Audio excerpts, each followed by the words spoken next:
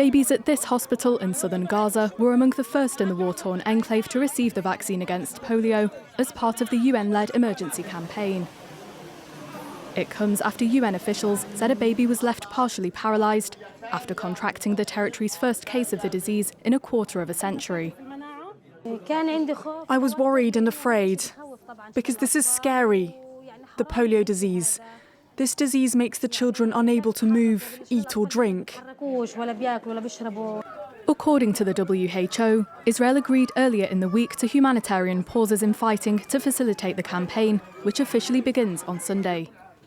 The campaign is to be carried out in 3 phases in central, southern and northern Gaza, and during each phase, fighting is expected to halt between 6 a.m. and 3 p.m. local time for 3 consecutive days.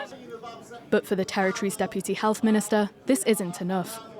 If the international community truly wants this campaign to succeed, it should call for a ceasefire, knowing that this virus does not stop and can reach anywhere.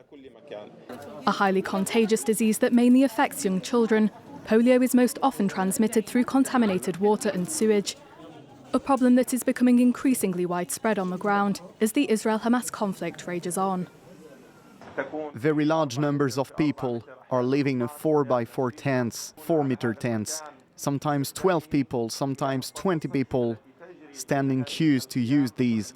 The sewage water that runs between these tents and clean water, if it exists, some of it is polluted. The campaign, which involves 2 doses that are given orally, is targeting some 640,000 children under the age of 10, with vaccines administered by UN staff and other local health workers.